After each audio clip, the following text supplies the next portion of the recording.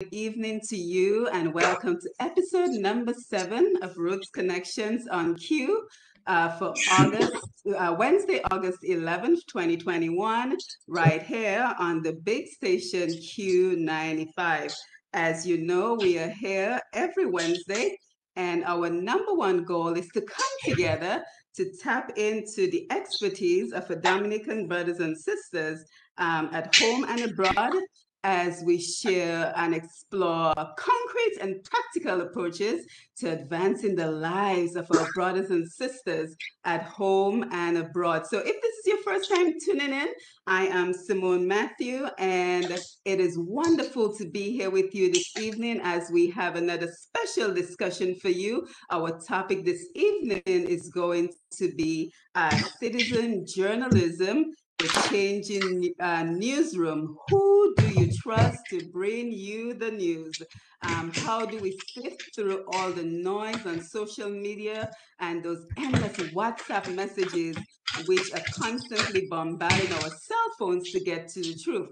And how this information is impacting our daily choices.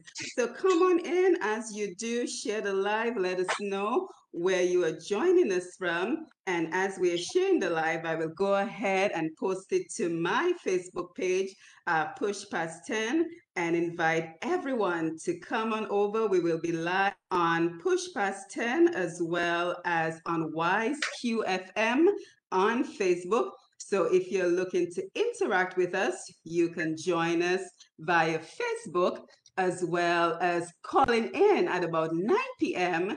on Q95 phone numbers, which Lambi will give you in just a little bit. So come on in, share the live, let us know that you are here. We have a packed program for you this evening. And to help us with our discussion this evening, we are joined by in Dominique and Mr. Loftus Durand, a man who continues to show his expertise as a journalist. And we want to say a very special thank you to him because he is doing a triple shift today. He normally does a double shift on Q95 in the morning at 1 p.m. and he has graciously accepted my invitation to join us for a third shift tonight for Roots Connection. So we certainly want to thank him.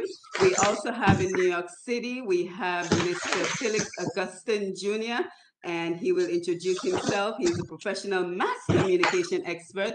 Unfortunately, Mr. Tim Durand, our third guest, will not be with us this evening because he's a little bit under the weather. So we wish him a speedy recovery as he is not feeling very well this evening. And we hope that he will still be able to make a contribution. Maybe he will call in or he will be able to post a message via Facebook Live so we can have him join the conversation. But before we jump into the conversation, let me say once again a pleasant good evening to you, wherever you're joining us from, whether you're listening via Q95 Radio in Dominica or you're listening via the website q95da.com. It is wonderful to have you on board for yet another program. Don't forget again, we are live on Facebook at WiseQFM as well as Push Past 10 and DA Rose. So again, don't forget to share the live, and we look forward to engaging with you this evening, whether it's by phone calls or as well as Facebook messages. And just a quick observation, I seem to be hearing a little bit of some background noise. So I'm not sure if that's coming from the studio, but I'm hearing some background noise. I do not want to mute anyone because I want this to be a free-flowing conversation. But if you could just check to see if there's some noise in your background, that would be great. Is coming from the studio, from Lambi's end. Yeah, so Lambi, yeah, it seems like the noise is coming from your end. So if we can have a little bit of quiet. Thank you so much. So again, a special good evening and thank you to Mr. G and the Q95 family as well as Lambi on the console who will facilitate our calls at about 9 p.m. and Sherwin Norris, our engineer, for keeping us connected. And a special good evening to our panel as we welcome them to introduce themselves. And while they're doing so, Lambi and Sherwin, if you could cue up that audio clip that we talked about before and simply give me a thumbs up when the audio clip is ready to play. So Felix, let's jump in and begin the introductions with you. Tell us a little bit about, we like to celebrate our connections to Dominica on this program. So tell us a little bit about where you grew up in Dominica and the values you learned. And also if there's anyone, any institutions you would like to recognize as part of your upbringing, that would be wonderful as well. All right, it's a little bit distracting with the studio noise. I don't know if we can mute it. I just I muted the studio for a minute because there was a lot of background noise. So now the floor is yours. All right, yeah. Well, first of all, I want to say, thank you for inviting me to the program. And also, I want to say good night to Dominicans far and wide listening to this program and viewing it on Facebook and all other media platforms. I think it's commendable effort in terms of what you're trying to do by far as, the education of our people is concerned. As far as my background, I'm Dominican, 100%. Well, I think maybe a little bit more than 100%. I like to say I come from two communities because my mom is from the Paybush area, so I like to claim that area as well. And my dad is from Daly, so I'm an East person, so I like to say that I come from these two areas. I started. I went to Dominica Grammar School, and I had a very good education in Dominica. Worked in the media for over 15 years, and then worked in the New Chronicle newspaper, which is where I started, and worked with Tropical Star newspaper. Then worked with the Government Information Service, which was the last major employer of mine before I left Dominica. Also worked, did stints at DBS Radio and Marpin TV, and various other mediums. Also hosted the National Lottery Draw for a number of years as well. So I was quite involved in media in Dominica. And then in 2002, I left the island and went to pursue studies in mass media communications in upstate New York. Following that, worked extensively in media here in New York. Worked with MTV doing the MTV Music Awards and a lot of their in-house productions. Work with Alicia Keys doing her Unplugged, and then worked over at BET for about 10 years doing the BET Awards and all of the in-house productions, and was a production manager, line producer, in charge of all of their original programming there in terms of production at that BET. On the Centric side, a lot of people in the Caribbean would know it as BETJ, which eventually became Centric. So that's kind of where I was. And then now I do a lot of freelance work for a number of entities, a lot of corporate communications, a lot of photography. Most of it is for JP Morgan Chase as a corporate photographer. So, I'm pretty involved in a lot of different things. And then I pay homage to the start that I had in Dominica and the upbringing that I had that gave me that drive to pursue a lot of my dreams and to go out and reach for whatever I thought that I could do. So that's pretty much it in a nutshell. I'm sure there's a lot more to it, but it will unfold as the conversation unfolds. But even before Lofty and Loftus, I hope he allows me to call him Lofty, comes on, I want to say that it's a pleasure to be on a panel with him. I've followed his I want to say a trajectory, because I think that's pretty much the only way that I can describe it. Because that meteoric rise that he's on right now, I think it's pretty commendable from day one. I looked at a couple of your little videos when you started, and then I saw the improvement even in the video quality and everything, and it started to grow. And then from the first day that you started doing stuff for Mad, I could tell that it was a little bit green for you. But now, I mean, the kind of strive that you've made in that amount of time, I mean, it's almost miraculous what you've been able to accomplish in those past few months. I like your approach. I like your style. And really, really commend you on what you've been doing at Q95. And I can only see it continuing to rise, as I'm sure you look like somebody who is determined to learn and somebody who is determined to grow. So I can only see it getting better and better from here on. Yes, absolutely. Thank you so much for sharing that, Felix. And I'll have Lofty get an opportunity to respond to your comments and then to just introduce himself, tell us a little bit about his upbringing, his values, and anyone, any institution he wants to recognize and celebrate this evening. Good evening. You hearing me clear? Yes, Loud and loud and Clear clear. clear. enough? Okay, good. In terms of an introduction, let me say good evening to the host, first of all, Simone, Mathieu, good evening to you. Lambi on the console, and for sure, my fellow panelists there tonight, Felix, Augustine, Junior, that is, good evening to you.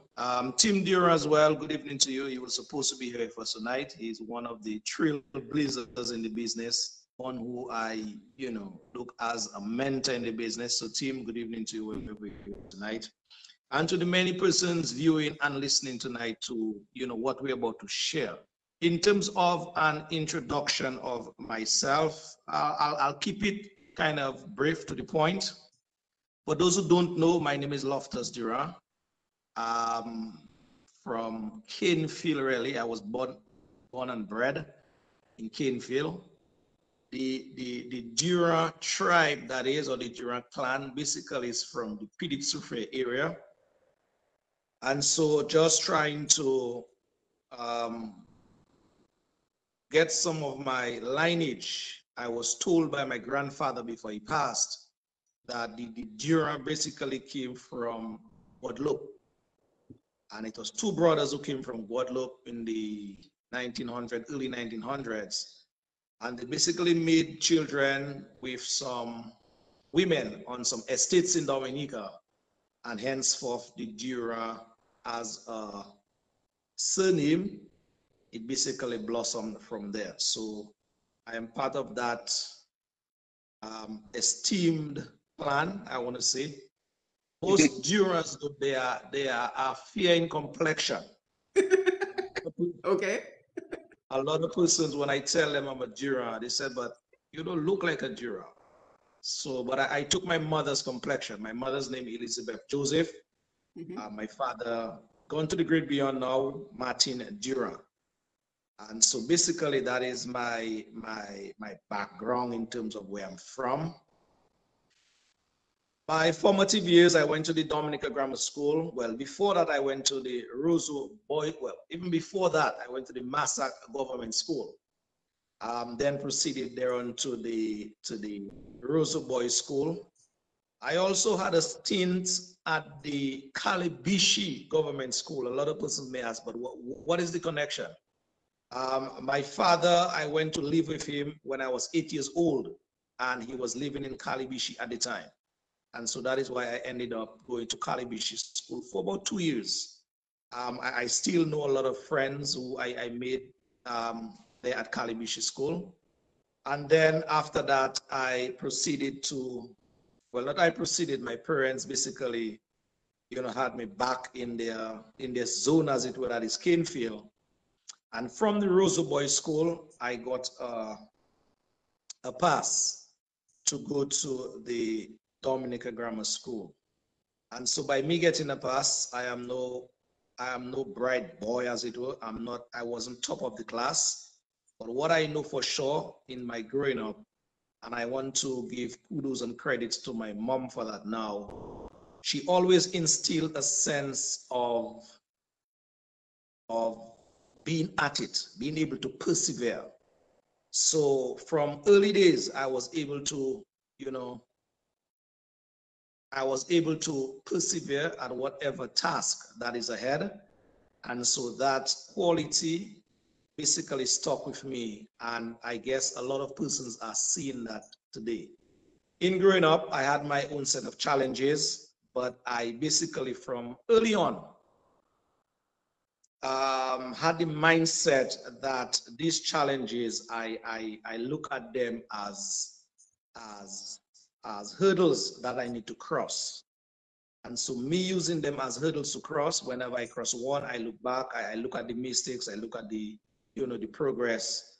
And so in a nutshell, that is how I kind of paced my life, as it were. After Dominica Grammar School, I stayed in Dominica Grammar School for 6 years. The norm is 5 years. So I doubled for form. Well, not I doubled for form. The teachers back then said I was not good enough to go to fifth form. And like anybody else, any young man then, you know, it was a sort of a sad time. But in retrospect, I must say it did me much more well than good, in that if I had gone to fifth form and followed the crowd, as it were, then I would maybe be like a fish out of water. So I thank the teachers then who, you know, took that tough decision and had myself and couple stayed back. But, you know, it did me, I can speak for myself, it did me very well. After I left grammar school, I basically went into, from since I small knowing myself, I always like my hands. My hands, I'm very talented. And so I'll get a toy like any other boy. I'll just dismantle the toy the very same day, the next day, trying to find out what is in that toy, how it works. You know, I'm always that kind of person, always finding or trying to find out how things work. And so from day one, I have that talent that, you know, it's always trying to explore as to what is it, how things work, you know, and stuff like that. So when I left grammar school, I left with, well, I captured the, how you call it, the prize, or being honored for being the top in my electricity/electronics class. So I got the award that year when I left. And so I kind of, you know, went on to the same path. I did a course with the Youth Development Division in Dominica, electronics/electricity. Mr. David James, he owns that electronic place in Pottersville as we speak. So I want to give kudos to him, Mr. David James. He basically taught me a lot in terms of where I am today, in terms of even making a life or livelihood for myself. So I want to, you know, publicly thank Mr. David James for, you know, his skills, his knowledge, his patience that he had with the class, but in particular, you know, with me in terms of, you know, getting it right. Then thereafter, I basically went into the field of work, whereby I tried a lot of stuff. I worked by Astafans, I worked at newspapers, selling newspapers. I worked at Superwoods in Portsmouth. My background in terms of work, I worked at Terminex. So it's a vast area that I covered in terms of work. And I was like a rolling stone that really wasn't gathering moss. But I looked at that as a plus today, because everywhere I passed, I picked up something that added value to me as a young man, being a family man now, you know, have my own children. And so I am a more well-rounded figure now, knowing what I did in order to get where I'm at today. I say sometimes, maybe if I just talk to one career, a banker, whatever it is, I would not maybe be that kind of person I am today. There's nothing much in life that if once I put my mind to it to achieve, there's nothing much that will not be achieved by me. My mindset is a very rigid one. I've had my challenges as well in growing up, but you know, as I said before, I looked at these challenges as my hurdles, and I just tried to, you know, do whatever I had to do to get over these hurdles one by one. And life for me, it's a work in progress. So I am never satisfied, quote unquote, with where I'm at. I'm always trying my best to better the best, as it were. So that is just the attitude that, you know, I have, and I kind of take up. And so I'm here today. I was introduced to the field of media, now that I'm thinking about it, from a very, very early age. There's an uncle of mine who lives in Kingsale. Anybody who knows him in Kingsale, they call him AKA Fufu. Fufu means mad in English. Creole. But this guy was no madman. He is no madman. Early days, maybe 10 years, 12 years thereabout. I remember going to his home, and he had at his home in his downstairs, he set up a little radio station, about half watt, 1 watt, and was just broadcasting in the area. And this guy would put me in front of his mic and would give me newspapers to read. And so from that time, I got that kind of liking to be speaking and having persons listen. So how many people were listening, Lofty? Some of what I'm doing today. Well, it wasn't going that far. It didn't have much of a reach. About one was like 500 to 1,000 feet. But the persons who were listening then, enjoyed what he was doing at his home. And I think that is when the love for what I am doing today, it started. Obviously, along the way, persons helped me, Team Durand, other journalists in the business. Well, Matt Peltier saw he saw the potential in me, and he basically gave me that opportunity. And when Matt asked me for the very first time, he called me and tell me that, is this and that, he want to go overseas, but he really cannot find anybody to at least hold the console for him, whether I wanted to. I told him, Brother Matt, I'm a person, I love challenges, but give me a day to think about that, because that is not my territory, and I really don't want to, kind of cross my path, as it were, to get into a field or get into a domain that is kind of new to me. But, the mindset from young, it kicked in, and it kind of overrode my fears. And I told him, yes, I'll give it a shot. Obviously, I've made my mistakes along the way, continue to make mistakes, but as I said, it's a work in progress.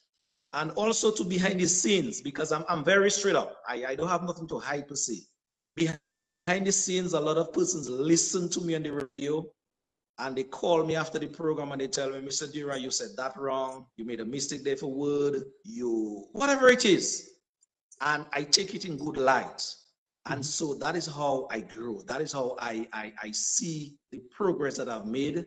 It is not of my own doing only, but it is persons who have my better or best interest at heart that keep spurring me on. And so I want to just use that opportunity to thank them in terms of their input as I go along the way. There's much more that I can say, Simone, but in the interest of your time, our time, I'll cut it short here.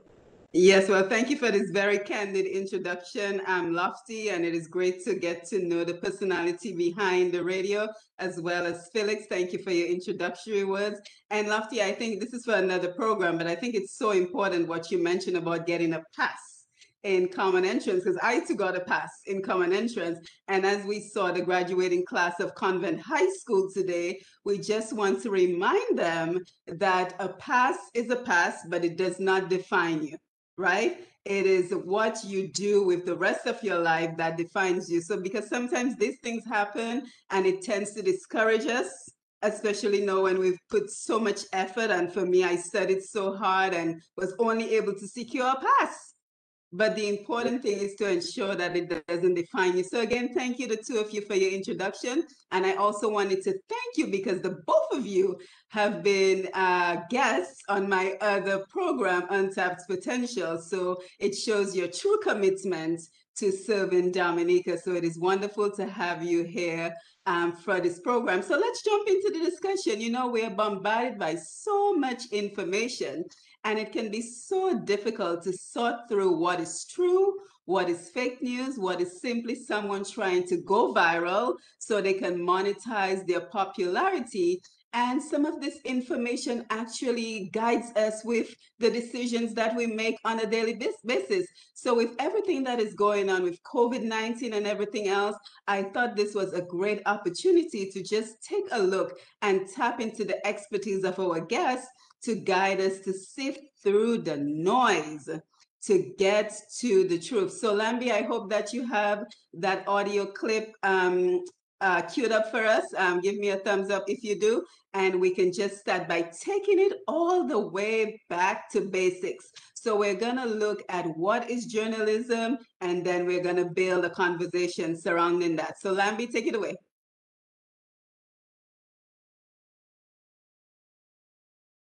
I think you might be muted on your end. Yes. Yeah, you're muted on your end, Lambi. So while you're working on that, let me just say a good evening to everyone who's joining us on Facebook. We have Rosalind, we have Sandra Norris, who says, good evening, I'm here. Dr. Damien Dublin, greetings, my village bro, best regards. Dr. Dublin says, a hobby turned into a successful profession. We have Darius Polidor, Marshall, lots of folks are here with us on Facebook Live. We have Carol. Lofty, you're still muted. Lambi, you're still muted. Tina says hello. Lane Johnson. So good evening to everyone who is joining us via Facebook Live. I encourage you to share the live as we get the program going, because we have so much information to discuss. So here we go.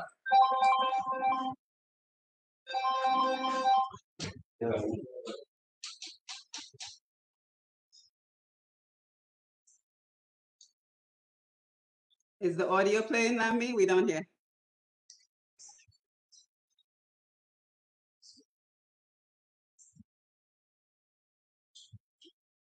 Yeah, we're still not hearing it. Actually, I have it on my phone. It might just be easier for me to play it. Would that work? Yeah, why don't you try that?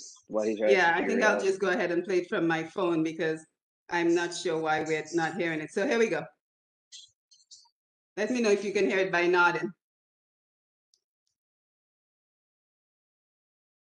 Not yet. How do you know what's happening in your world? The amount of information just a click away. The time and energy we have to absorb and evaluate it is not. All the information in the world won't be very useful unless you know how to read the news.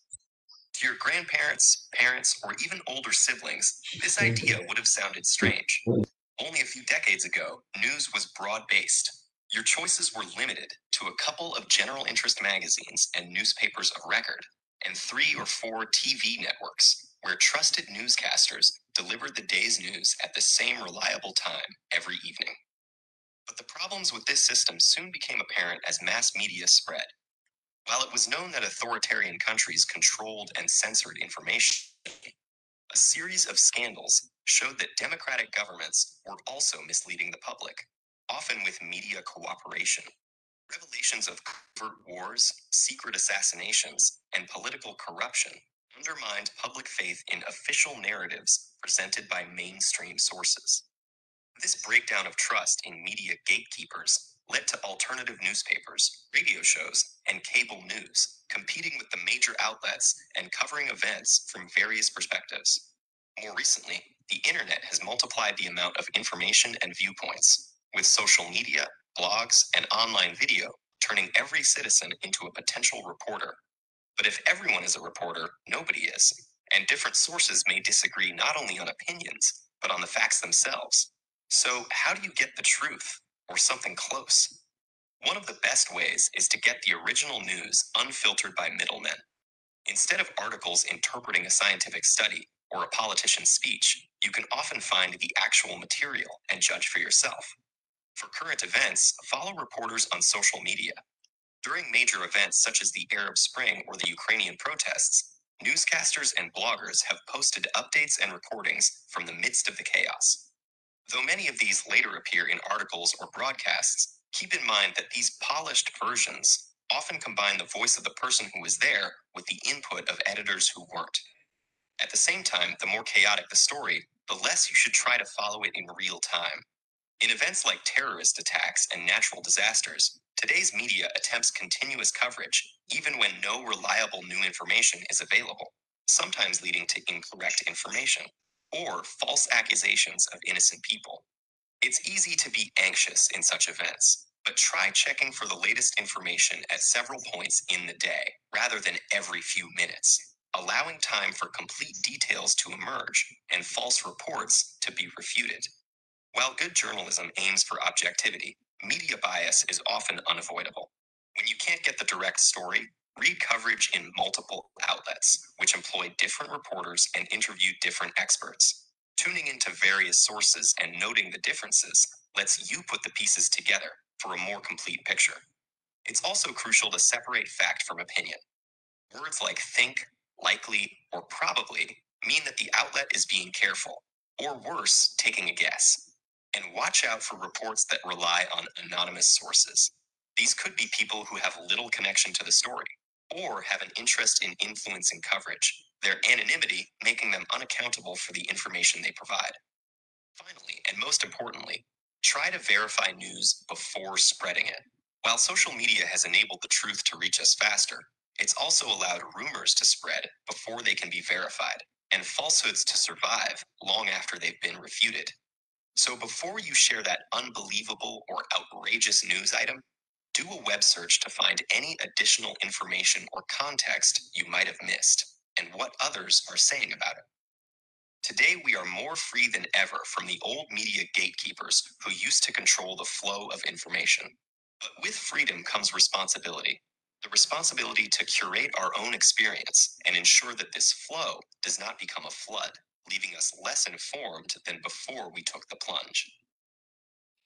Yeah, so I thought I would just share that with you guys. I hope you were able to hear it clearly. Okay, excellent. So it just seems like with everyone having a mic, a camera, and an opinion, everyone has become a journalist who wants to share on the latest story, who wants to break the news. So I'm very happy that we're taking it back to basics today. We're looking at what is journalism and why it is important to focus on trusted news sources and the pros and cons of citizen journalism and how the news and information directly impact our lives.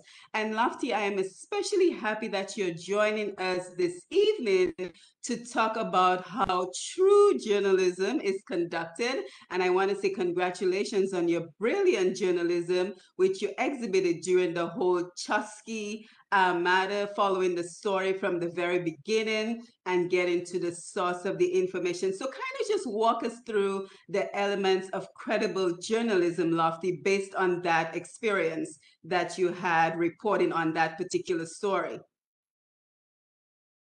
Okay, let me thank Mr. Augustine for his kind words that he uttered on my behalf or to me earlier, as I just start my second leg of my presentation. So Mr. Augustine, thank you very much. In terms of, just before I get into your question, Dr. Mathieu, I have also been engaging myself with a lot of seasoned journalists in the business, persons who have blazed the trail, as it were, persons who have made their mistakes, so persons who, you know, kind of guide me ever so often as to what to look for, what not to look for, what to do, what not to do. And so every time these opportunities come across with these seasoned journalists, especially those in the region, I grab the opportunity because we do workshops together, we do seminars, you know, we just have back and forth in terms of sharing of knowledge. And the tips and the bits and pieces that I pick up from them, it is worth the while, and I try to put it into practice. Presently, I'm trying to, well, I'll let off something out of the bag tonight, as it were. I'm now pursuing some, you know, course that is in the field of journalism. As to what direction it take, that determination will be made sometimes later. But for sure, it's something that interests me, and so I am pursuing that area. But just to start answering your question, how I do it, and that is my model.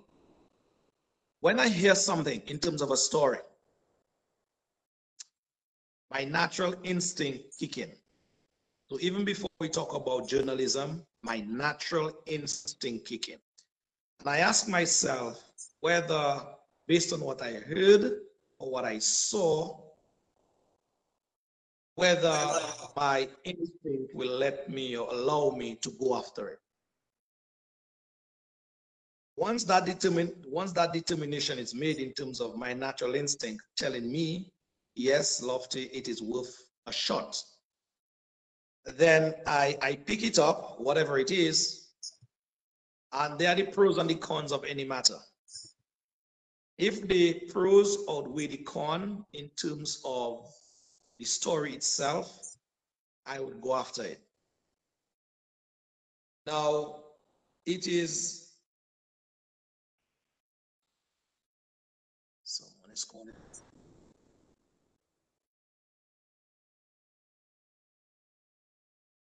You can keep talking, Lofty, while you're fixing the camera.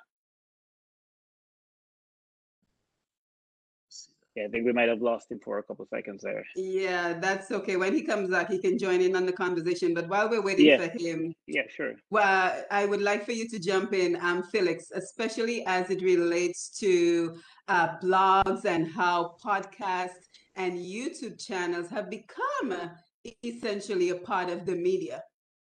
Well, even before we I get to that, I'll go back and give you a little bit of my story, which kind of got me started in the media, which is kind of what we're talking about right now.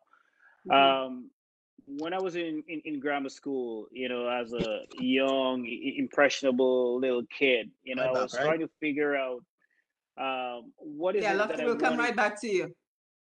What is it that I wanted to do in life, you know? And I was looking around, and I looked at a couple of media people, and I thought that they were the most powerful people on the planet.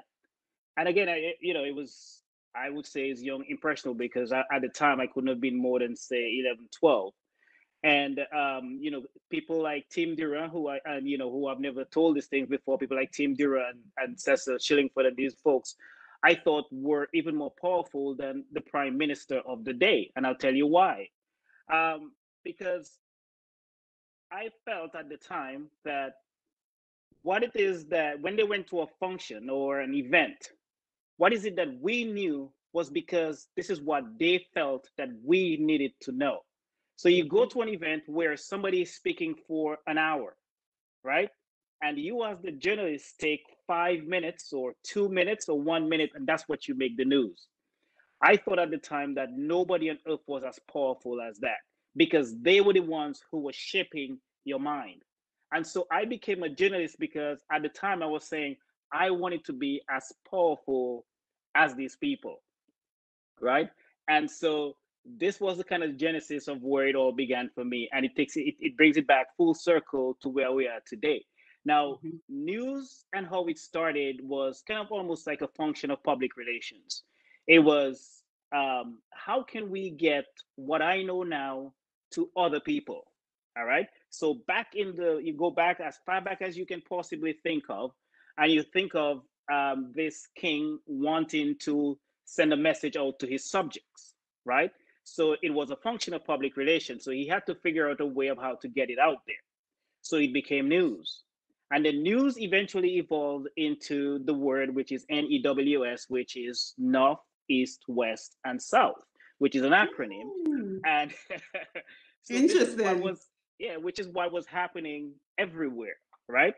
And eventually, as news kind of grew, the whole idea of news and dissemination grew, the many forms of trying to get the news out there became what is known as media, because media is really just the medium by which the news gets out there, right? So if we take, for instance, we have newspaper, we have radio, we have TV, we have internet. Well, now obviously with the new forms, and that's where we're coming into social media soon, but that's what happened.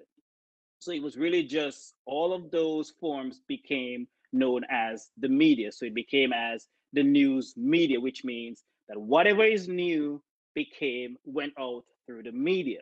Now, news again was something that happened that was new.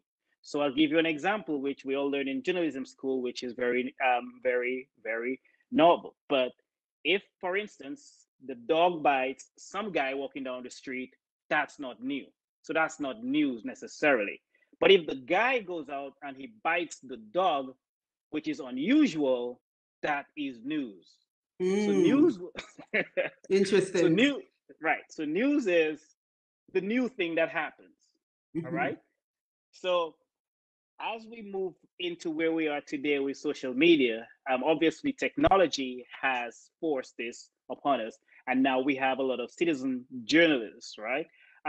It's a good thing, and in some cases, as you will imagine and you heard from the piece, it can be a bad thing, right? Now, the good aspect of it is that, like we're doing right now, me and you and the audience that we have right now listening to us in Q95 can come together and discuss whatever that topic is that we want to. We don't have to rely on some person, some entity, somewhere giving us a platform to be able to do this. Right now, we can get up of this, and Lambi and myself can decide, let's go to the side and do whatever program we want and develop an audience, right? So that's how the social aspect, the social media aspect is a coming together of peoples in different forums, right? So that's how, you know, so we have the main ones are like Facebook, you know, Instagram, YouTube, and some of right Twitter and stuff. The major ones, Instagram, WhatsApp is another big one as well. You know, that is as we're coming to WhatsApp, right? We're coming to WhatsApp. Right. So that's how a lot of this has all evolved into where we are today. Now, the problem with, and again, it was alluded to in the piece where you listen to, is that a lot of this goes without any kind of gatekeepers, right? And a gatekeeper essentially is an editor. So there is nobody in between who is going to say, hey, you cannot say that. You cannot put that out there. This is not right. How do you know this? Is it factual? Where did you get the information from, right? Now, if we get a story, right, and the essence of a news story was essentially it had to be fair, it had to be balanced, right? And it had to have some core elements. And some of the core elements was what we call the 5 W's and the H. Is when did it happen? Where did it happen? How did it happen? Who was involved and why? Right? So if you can answer all of these core elements within that story, you essentially have the ingredients of a story, right?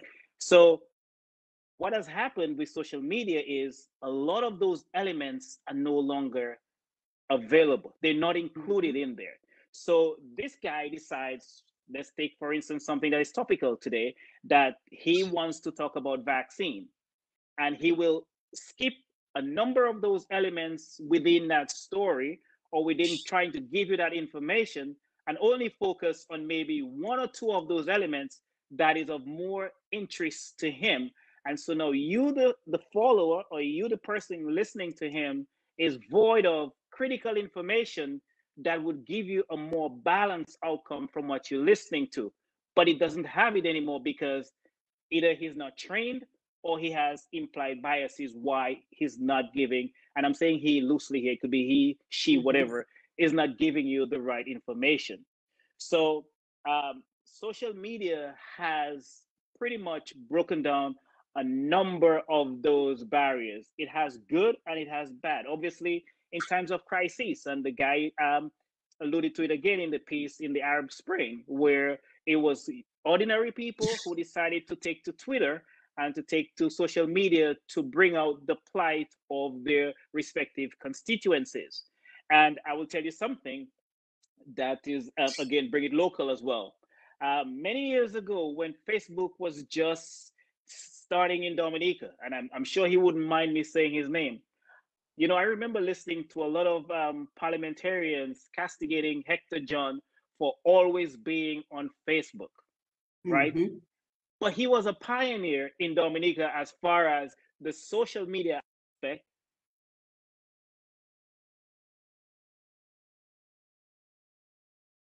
Wait, did you get muted? Okay, you're good. Right? So he was a pioneer, right? Again, I'm using the word pioneer loosely here, but it's context. And so now, if we look at what's happening now with social media and even the government, their main PR arm, the GIS, is on social media, has a social media arm, right? And you look at the more experience, the member for the Roseau Central constituency is heavily involved in, and again, all kudos to her as well, because I think she's doing an excellent job at it, is heavily involved in social media in terms of disseminating what's happening in there. So a lot of entities, organizations, government departments have used social media to their advantage. People are now using social media to their advantage. But the bad aspect of social media is when the information that is being given out is not accurate and it's not coming from credible sources. Yeah, and you raised several wonderful points, Felix. I want to thank you for that. And we're waiting for Lofty to join us. He seems to be having some technical issues, but we'll continue the conversation while he comes in. So thank you for raising all these very important issues, Felix, because I think what we're seeing now, and you're correct, that the core elements are now being ignored. So the things that you were taught in journalism school are somehow being put to the side in exchange for people who are simply trying to get views. They're trying to get likes. They're trying to build their audience. They don't care if the information is true or factual. They don't do the research necessarily. And I'm not saying everyone who does a podcast or a blog or has a YouTube channel is along those lines. But the reality of the situation is many times when you do a blog, a podcast, a YouTube channel, as much as you might say it is not for financial benefit, you want to help the community, at the end of the day, it is a business, right? And the information is not necessarily being vetted. So I'm hoping that tonight what we accomplish is to simply raise awareness. So we are more mindful of the influences which may be subconsciously directing our behavior because we're following this non-traditional media, we're following this non-traditional information because we think that a more radical approach is the approach we should be taking. So after this program, maybe we will think and take a minute to just decide to if this is worth the information that we are receiving, if this is really credible information. How do we sift through the noise? So this evening, I want us to look at media houses, which we've already done, because you've already addressed what is true journalism, and Lofty did a good job of starting up that conversation for us.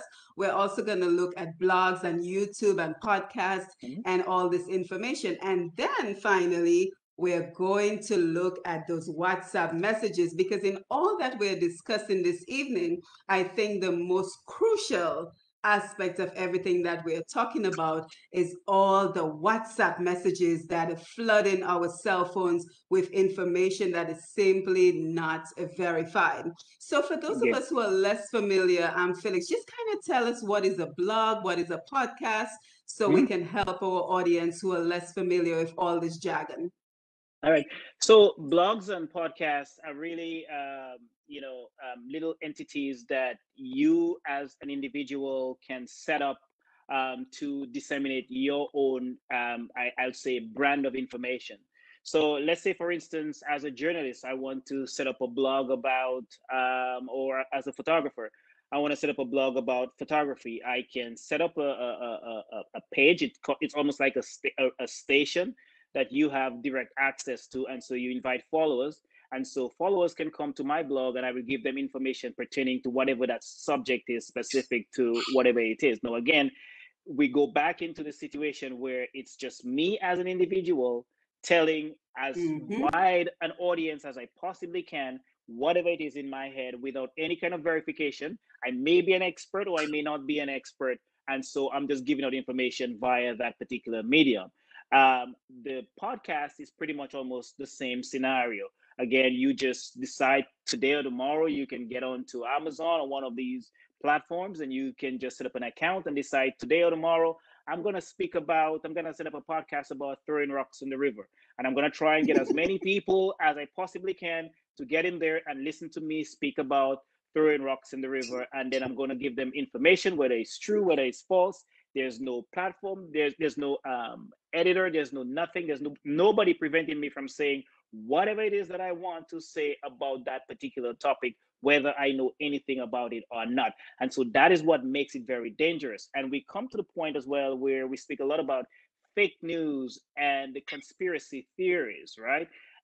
This to me is one of the most dangerous aspects of social media as well, the conspiracy theory, because a conspiracy theory is almost one of the easiest things to spread, right? Mhm. Because there are no boundaries, right? So let's take as an example, today or tomorrow we say, well, again, let's look at, for instance, the landing on the moon, or we say this guys didn't land on the moon. And then as a conspiracy theorist, all I have to do is to take any question that I think that you have in your mind, or any statement that I think you have in your mind, and put a question mark at the end of it, and it becomes a conspiracy. So, for instance, I can say, well, how did we know it was sand? The picture shows, but we'll say, well, how do we know it was really sand, right? So you look at it and say, well, then how do we know it was really rocks? And well, how do we know this? And all you have to do is to keep asking those questions, and it just develops the conspiracy, and it develops the conspiracy. And all you have to do is to put a couple elements of maybe good information in there, and then people will obviously gravitate to it, because they will say, okay, well, this is true. And then you maybe get one reputable person, well, maybe not even reputable, but somebody who's known to the topic, and you put them in there. Again, we even take, for instance, the situation of the COVID virus right now. Yes. You can get a scientist from any part of the world who believes in what you believe, and you put them out there. The information may not be credible, because what a lot of people have to always understand too, when they think of conspiracy theories, is there is always one person who will agree with you. But what you have to do is you have to think of the sum total of the people who are agreeing on that particular topic. And I'll explain that a little bit more. So for instance, one scientist will say, well, COVID is not real. But if you have 10,000 scientists who've all done the research, like, you can see where the disparity is between 1 or 20 who can give information that you love to hear. But there are 10,000 out there who credible scientists who are doing the research, right? So that's where you have to think of the sum total of the people giving you the information. And so that's how you can sometimes start to look at where the conspiracy kind of falls apart. Because yes, to you as the person who believes in the conspiracy, as long as you have one person, two people saying things that you love to hear, that coincides with your trend of thought, that conspiracy lives on. And all they got to do at the end of anything that they hear is put a question mark at the end of it, and it continues to breathe. Yeah, and what you say is it's so very true. And I want to acknowledge that Lofty has rejoined us, and we will take your comments in a minute, Lofty. And while I have the floor, I also want to invite you to call us in at 9 p.m. So in about 4 minutes, you will be able to call us, and I will also go ahead and take some of our Facebook comments. But Felix, to go back to you, I'm so happy that you're raising all these very important points. And now keep in mind that we are not bashing technology. Absolutely. And we're not bashing the media, because as we can see, there are huge pros and cons. I, for one, I've been an online professor for 13 years. I work completely online. I have 2 radio programs on 2 different online mediums. You know, I do weekly programs on Facebook where we motivate and inspire people. We promote Dominica products. We share a message of hope. We lift people's spirits. So there's certainly an upside to media and technology. So I don't want to give the impression that we're here to bash social media. We're here to bash technology for its ability to share the information. So that is not what we're here about. Instead, we're here to discuss the importance of being cautious with the information we are consuming and sharing, and to think for ourselves if we are advancing someone else's political or other agenda by sharing the information that they're presenting to us as truth and fact. So Lofty, with that, I want to welcome you back to the program. And if you can remember where you left off, we can continue your thoughts. Are you hearing me clearly? Yes. Yes. Okay, good. I apologize for the oh, because, doing this meeting from my phone, and I guess persons don't know, so try. But yeah, just where I left off, I was talking about the collection of either the pros or the cons to whatever story. Now, after I go through that process, then I normally go on what I call the fact-finding mission. Fact-finding mission is very, very important to any credible story. A lot of persons tell you that they go behind the truth. But I'm being told I adopt that policy that it is the facts of any matter that really matter. And so I always go after the facts.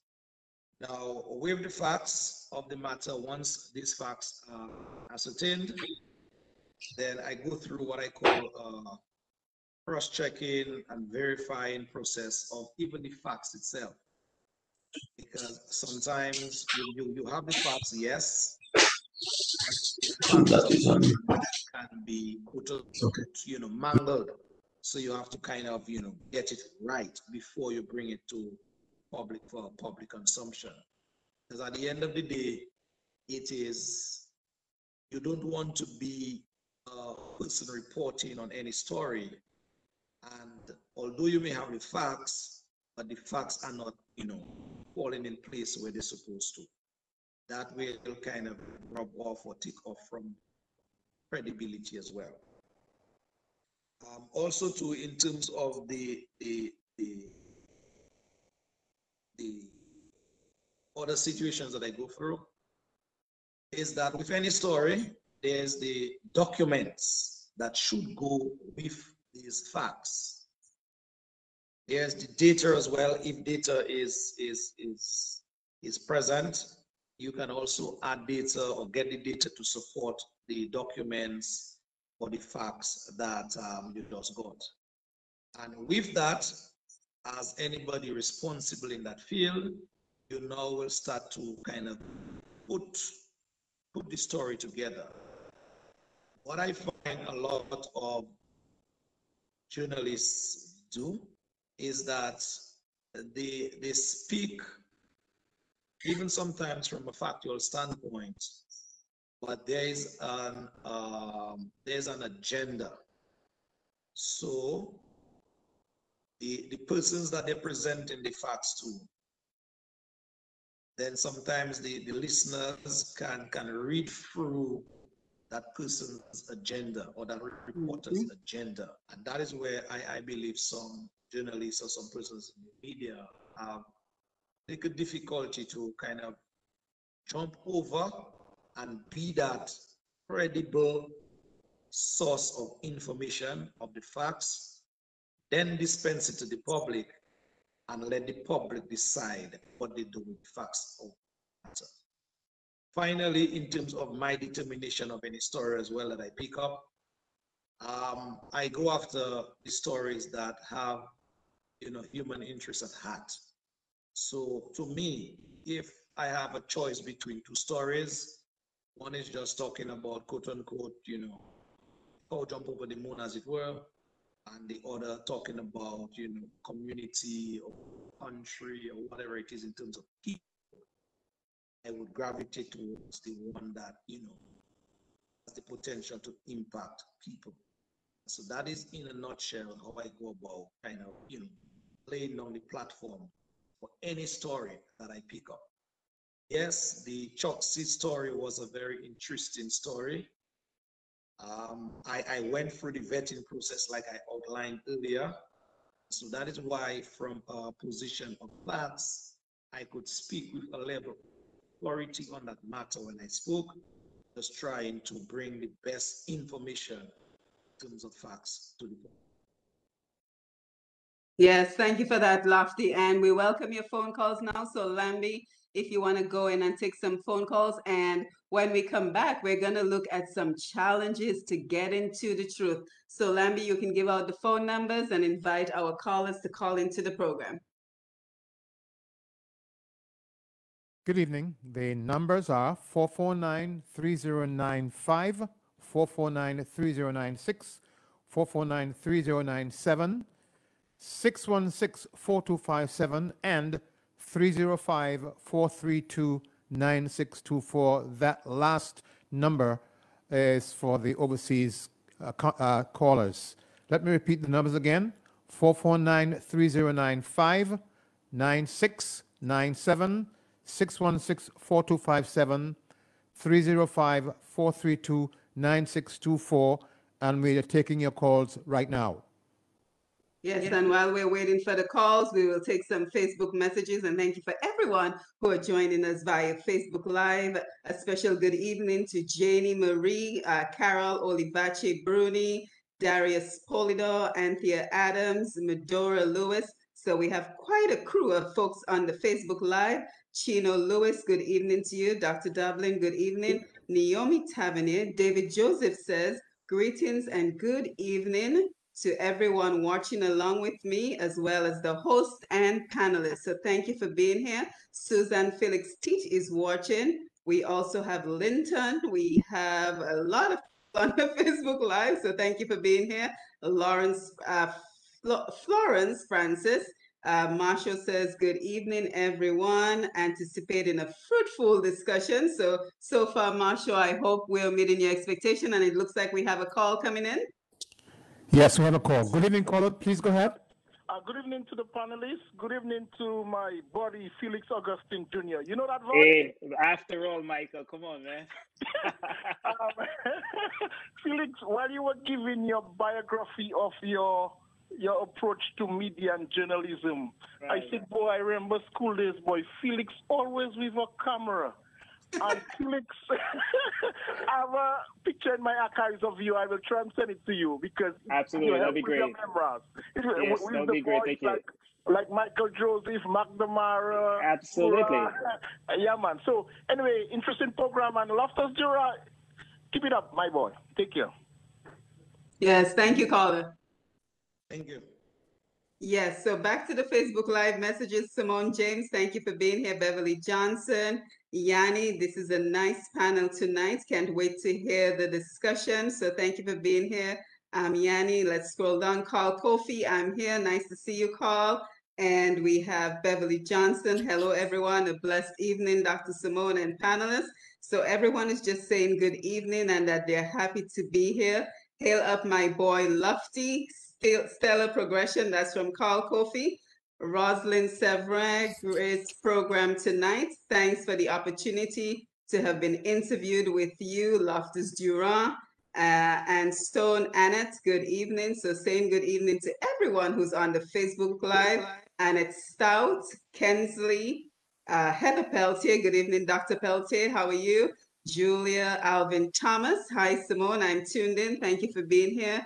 Alvin, Janet Adams, Nixon. So we have the nice house full of people. Mary Jo. I want to make sure I don't miss anyone. Sabria, my mom, Medina Senhouse is here. Lincoln James, Francesca. So thank you everyone for being here. And if we don't have any calls coming in, we're going to continue with the discussion. So let's talk about getting to the truth. Felix, you wanted to say something? Yeah, I wanted to say something that I think is also very important that is affecting how media and even the traditional media interact with each other as well, which is also impacting and crossing the lines.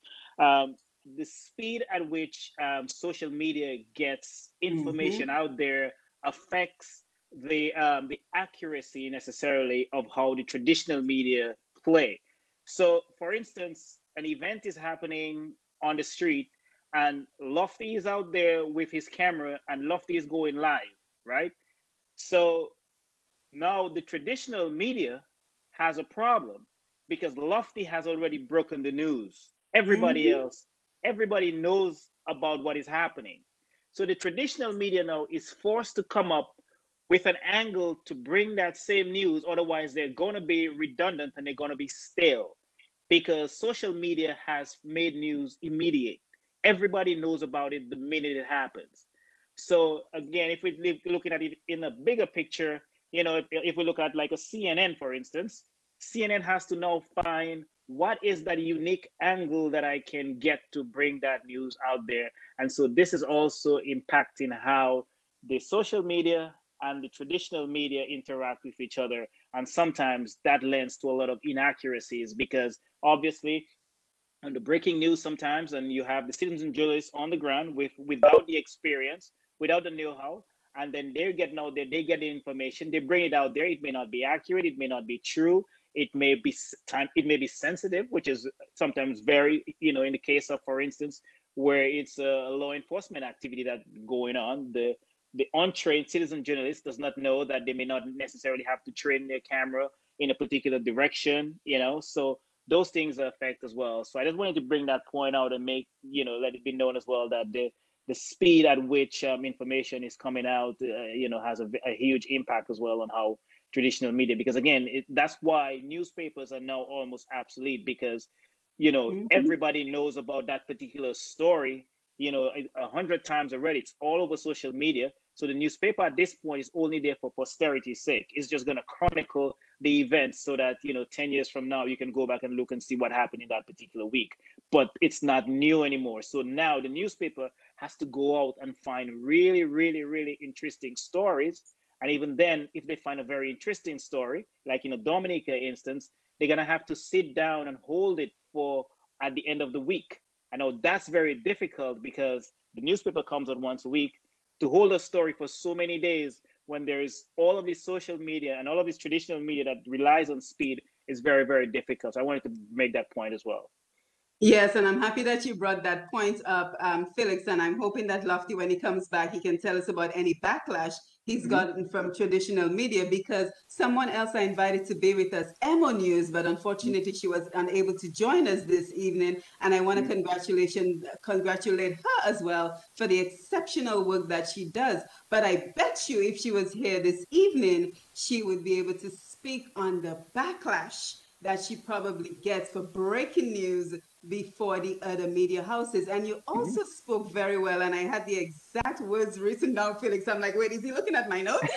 The importance of speed versus accuracy. I had the exact thing written down, because that is such an important point, that there you have this competition to be the first to break the news, the first to remain relevant. So in the rush for speed, are we sacrificing accuracy, right? Are the core elements that I keep going back to that you described so very well. And if anybody has missed the first portion of the program, I certainly invite them from tomorrow to go on q95da.com, where this video will be posted, and you will be able to see the beginning of the program, to go back and listen to the core elements that Felix so brilliantly described, because that is the core of what journalism is. So is that being sacrificed because of the need for speed, the need to put out this information quickly? And Lofty, I just wanted to get your take on what Felix mentioned before,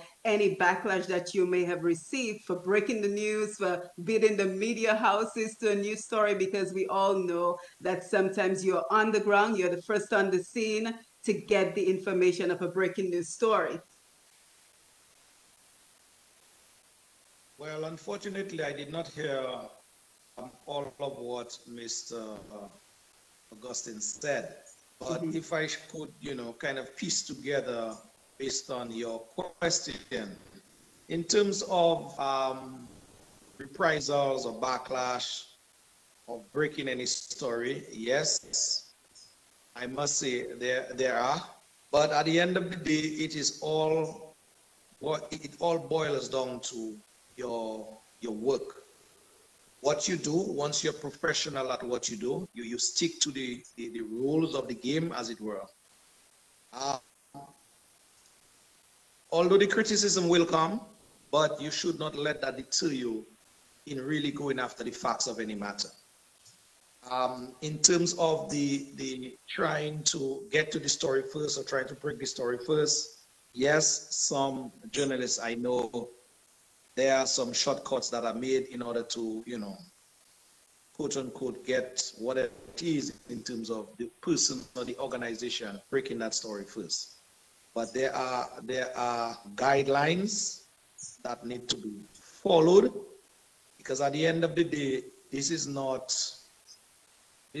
quote unquote rum shop talk that you're dealing with. You're dealing with a story that you want to feed to people, and feeding that to people should be your utmost priority in how that is fed to them. And it is the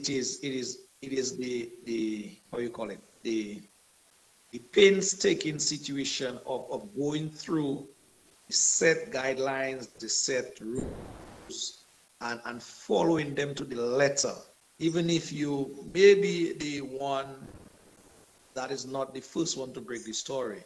But what good is there in breaking a story first and you have it, quote unquote, upside down?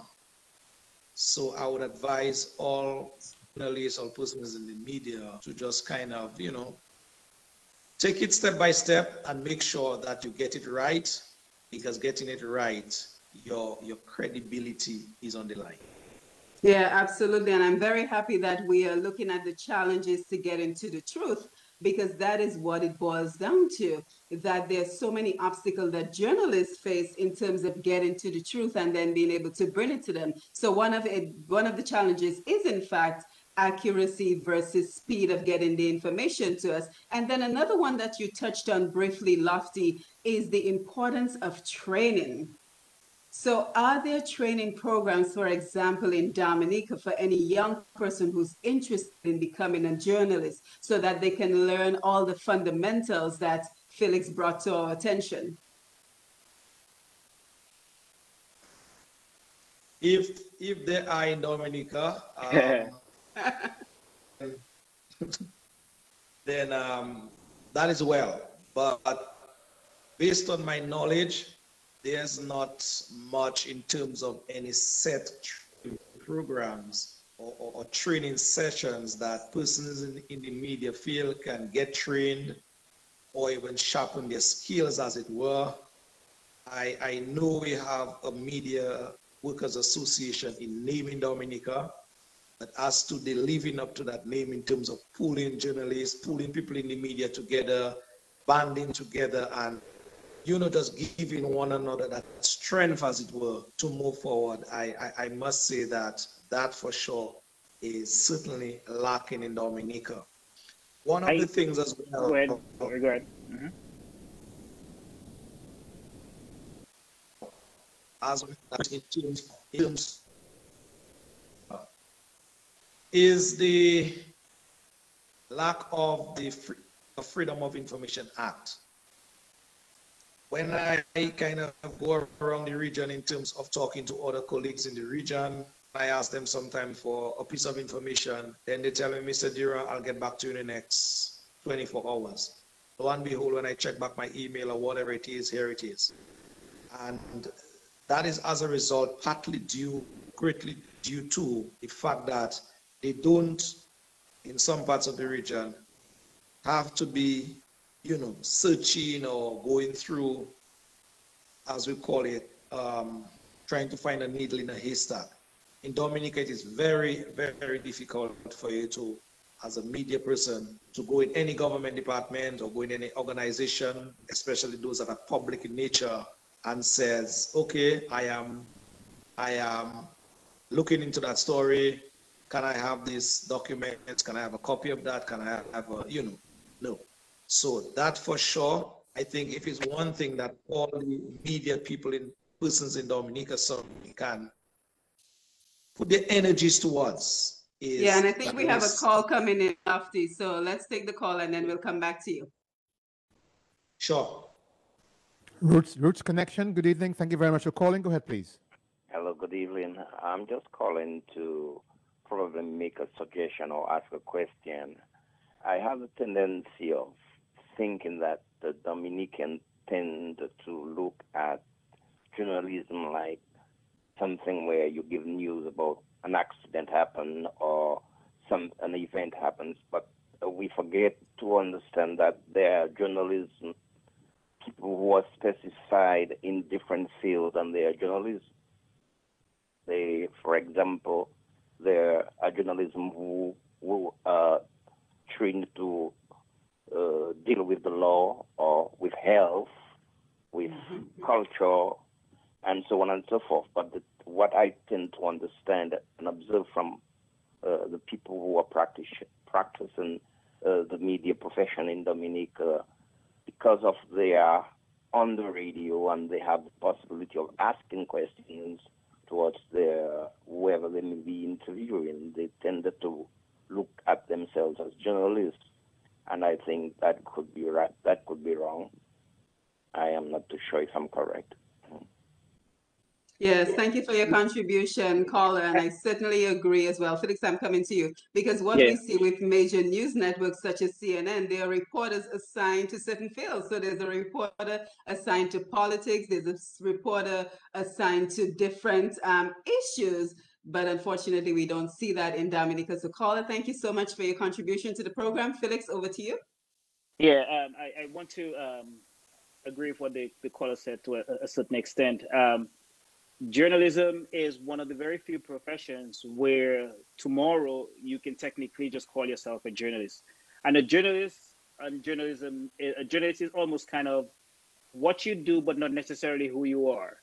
So, again, to the point that the caller was making, if you are if you're a doctor and you decide you want to bring out information, you can call yourself a journalist because you're bringing out medical information. It's what you do, but not necessarily who you are. I want to go back a little bit to the point that we spoke about earlier about training, especially in a Dominica context. I think back in my day, maybe we had an excuse for sourcing training. I don't think that should be much of a hindrance as we speak because of the advances we've made and the kind of access that we have to finding sources of training. While I was there, I mean, finding a scholarship was almost almost next to impossible if you did not have the resources to go out. They were not that the internet and all of those things was not as prevalent, so we couldn't access training as much as we could now. Now, I mean, you can literally go onto almost any university website, and like you've done, Dr. Simone, been teaching for so many years online, you could get a degree in journalism or in practicing PR from online and get a degree in there as well. So you can access training that way as well. The other thing that I'd like to speak about too is the news reporting in Dominica, and especially how I see it. Like I said, when I left Dominica, I worked at the Government Information Service. So essentially what I did was I practiced public relations, right? I didn't necessarily call myself a news reporter anymore because I was practicing public relations. I was the mouthpiece for the government. It didn't have to do with my belief. It didn't have to do with other than the main thing was I need to disseminate whatever the government's viewpoint was on a particular topic. And so I was practicing public relations. What I see happening with journalists in Dominica right now is a lot of regurgitating of press releases. So the Minister of Agriculture says, the Prime Minister says, the thing says, everything is says. Nobody does any independent analysis of the news or let's say, for instance, there is a factory that is being built in Pottersville, right? The Minister of Agriculture says the factory is going to help the residents. But what about the residents? Mm-hmm. Did the reporter go out there and speak to the residents? Like, how do you feel about the factory coming to your community? That's the new part of the news. Because the Minister of Agriculture is supposed to be doing stuff to try to bring the factory. That's what he's supposed to be doing. If he's not doing that, what is his job? But how the residents feel, they're happy about it. They're not happy about it. That's where the new part comes in, and that's where the news is. And that's the part I think a lot of time when I listen to the news in Dominica is lacking. It just seems like a lot of regurgitating of press releases because the minister says, this person says. You listen to it tomorrow. It's going to be a lot of he says, she says, they say. Come on, get us a different aspect of the news, right? So that's one of the things that I think is pretty much that I kind of wanted to bring that across as well. Yeah, thank you for that. And Lofty, let's double back a little bit about the importance of having access to information, because I think a lot of times we criticize the journalists for not doing a better job, but let's face the reality that many times that the open records requests that they would need in order to gain the information to do their job is simply not available. Is there any movement towards having an open records request policy set out in Dominica at this point? Well, not that I know of, and so that is why I made the point earlier that the persons in the media business in Dominica should have at least by now have a conversation among ourselves and say, okay, that is what we are looking for. That is what our aspirations are. We may not get it at the end of the day, but at least by putting down something on paper and doing the necessary asking or requesting or lobbying, that is the first step, or that is a first step in the right direction. Mm-hmm. Just to piggyback on Mr. Augustine's point about what is missing sometimes in the news in Dominica, I tend to agree with him, yes. But again, it stems back to the discussion we're having. If there's not that training that is readily available to persons in the media in Dominica, obviously, if one is not refreshing their skills ever so often, or attending seminars just to kind of sharpen up, then that kind of laissez-faire attitude would tend to kick in. And how I see it in Dominica, basically, it's persons go, they are doing a job, they get paid for a job, and it's like an 8 to 4 job. And then once the clock strikes 4, then that's it. But to me, the journalist, true to his profession, it's a 24-hour business, because mm-hmm. you should be able to get a call at whatever time in the night, and because you're true to that profession, especially where it may be of a human interest nature, tired as you may be, you would get up and say, okay, that is my job, that is my profession, let me be true to it and go and do the extra hours, do the sacrifice. But I agree with Mr. Augustine. Yes, that kind of attitude in terms of not going the extra mile, not wanting to get to the other parties involved, that for sure is lacking where news reporting is concerned in Dominica. Yes, just thank you for that. Mm-hmm. Yeah, just to piggyback on that as well. And again, I totally agree as well. I think that reporters are not aggressive enough to get the information, right? Now, even then, when you're trying to get the information, right? So Lofty is the reporter, and he calls Lambi, who is the Minister of Agriculture, right? And he's doing a story. A non-response by the minister is part of the story. So because you don't get the response from the minister does not mean the story dead. You can go and tell the people and let the people decide, why did the minister not respond? But you have to put in your story that you contacted the minister and he did not give you a response. That is part of the story. And sometimes I find that lacking. It's kind of like the reporter who went to the church, right? This reporter went to the church to cover a wedding.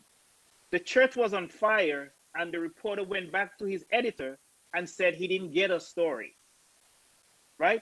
But he forgot that the fire was the story. Right. The fire was the story. There was no wedding anymore, but the fire was the story. So when you call the minister, right, and sometimes you got to camp out at the minister's office or wherever, because I'm trying to get a response for my story. I need to get whatever. And again, I'm using the minister because that's just as an example. And I really think a lot of times we need to deviate from always getting the response or a quote from the minister. Get it from an ordinary person, get it from somebody who matters to the story itself, not necessarily just the minister. So I think that's what needs to happen, is that you need to camp out at the person that you're trying to get the response from.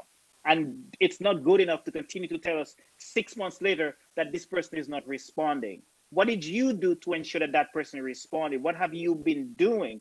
Persevere a little bit.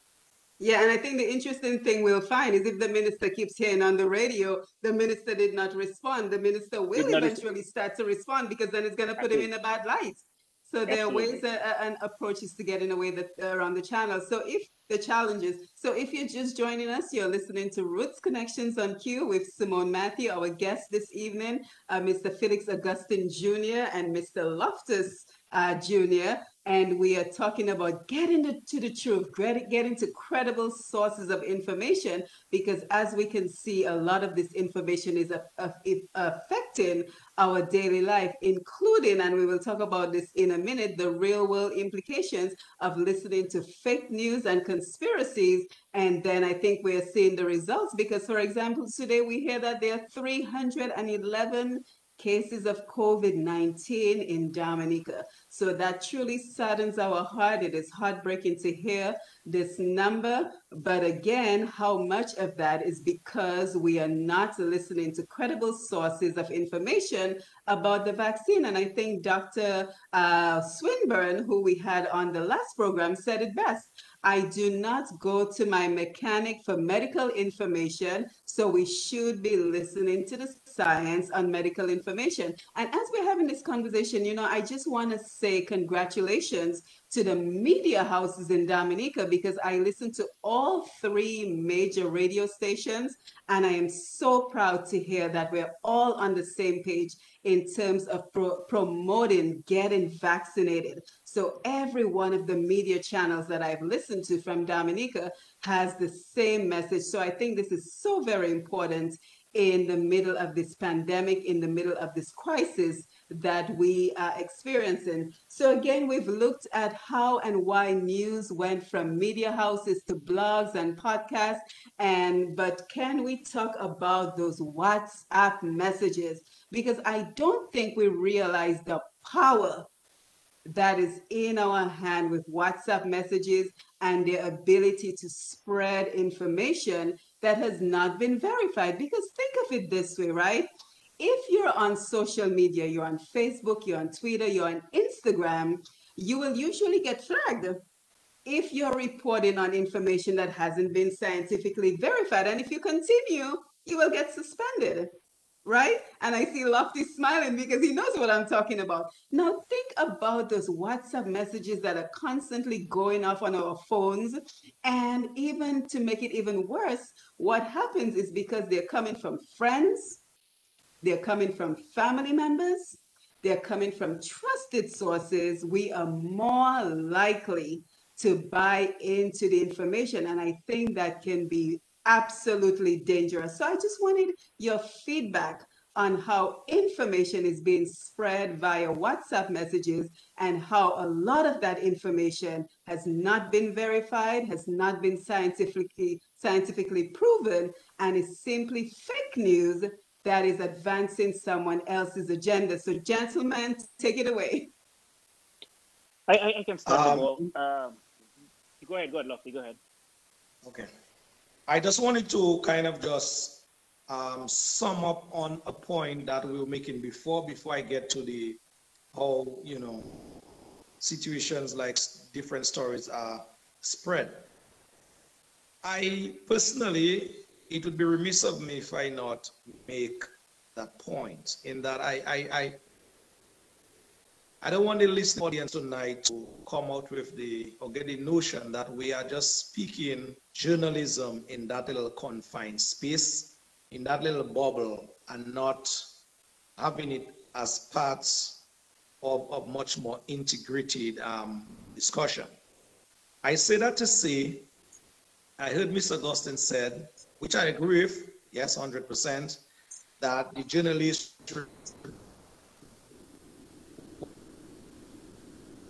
Let's give him a minute.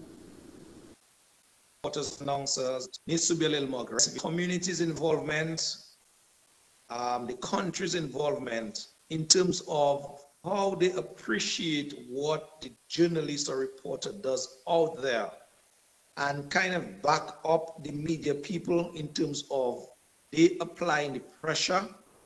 That too needs to be looked at and needs to be appreciated as well.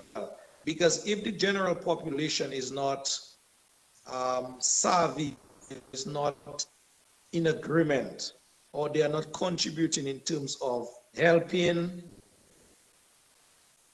the helping to see the importance of the work of a journalist out there, camping out there.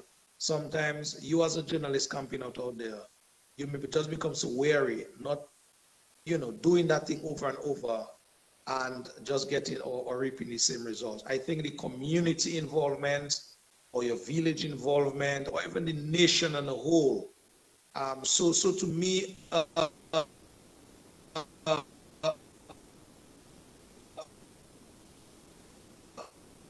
a set of cultural shifts to that mindset or that awakening that, hey, a journalist's job is just as important as a medical doctor, as important as a prime minister or whatever it is. But so the journalists now would have that extra drive to know, okay, even if that minister, whoever it is, don't come up with the goods in the answers that, the population need, the population now that did not get those answers, they too will be piling on that pressure as well. So I just wanted to kind of factor that in, having the public realize their important role that they can play as well in the output of the reporters and persons in the media.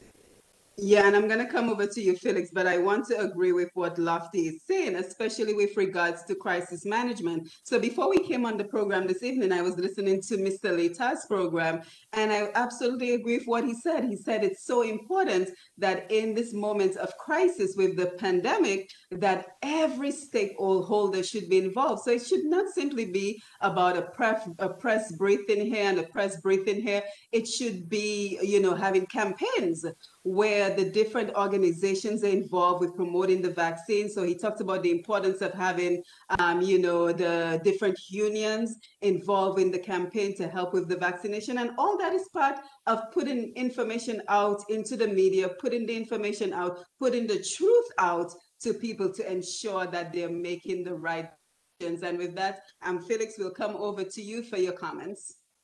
Yes, I totally agree as well. There needs to be some sort of mounted campaign when it comes to some of these topics.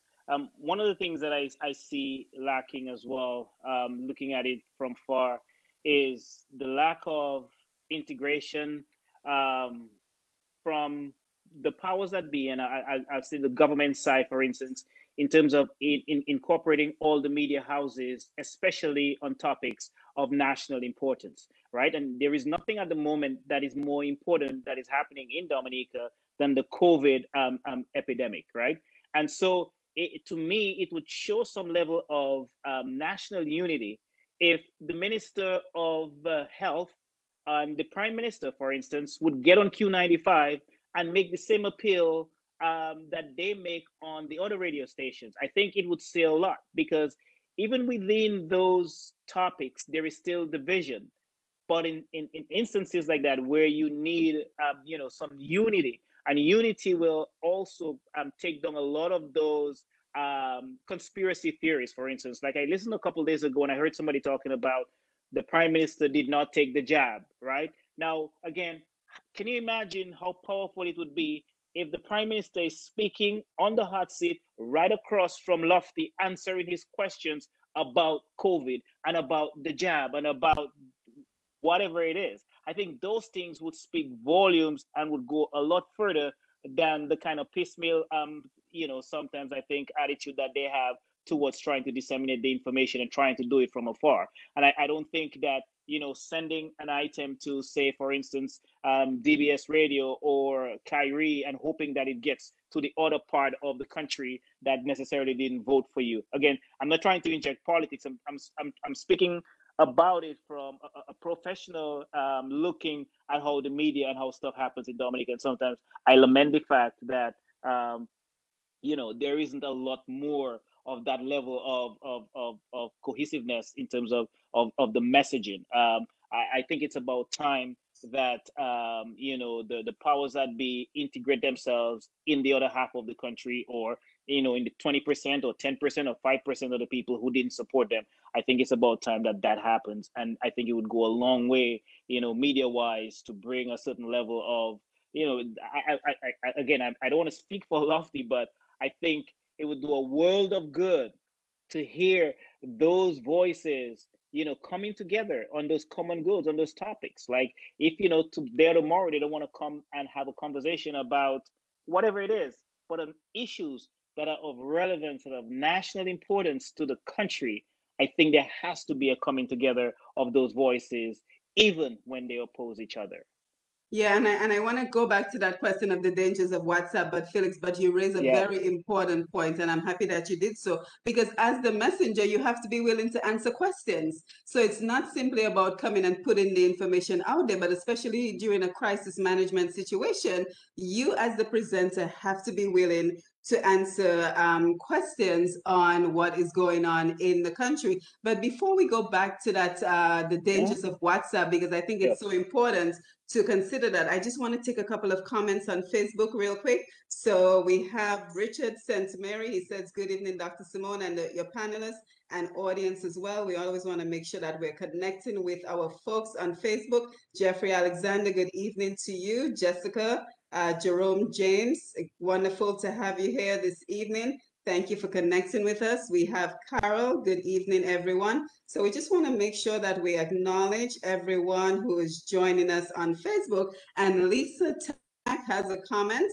She said, like last night, it was disrespectful for the media to broadcast my cousin's death before his mother and other family members were notified by the hospital. Oh, that is so sad. And you know, that is the other angle that we see with citizen journalism. So Lisa, I am very sad to hear that story, but thank you for being bold enough to share it with us.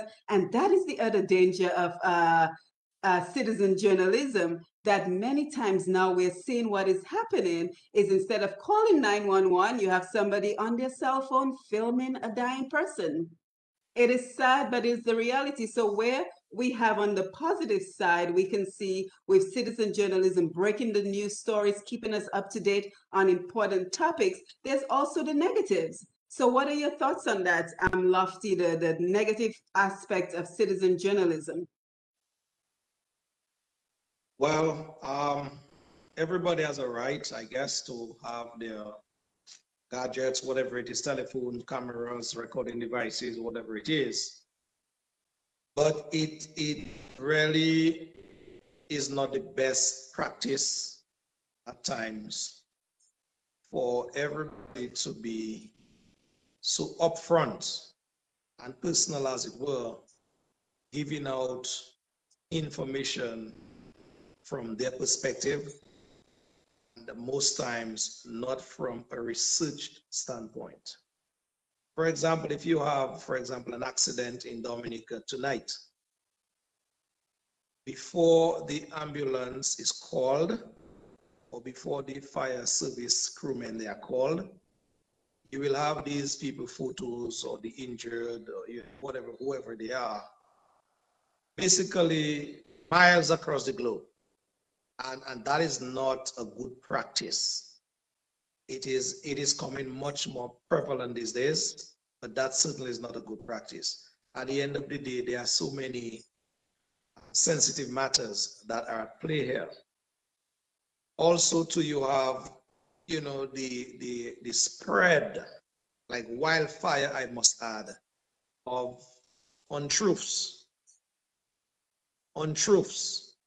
or fake news as well. If you want something to spread, just especially an untruth or something that is not researched properly, you just stay at your home and just send it out or just blast it out, and that's it. On WhatsApp.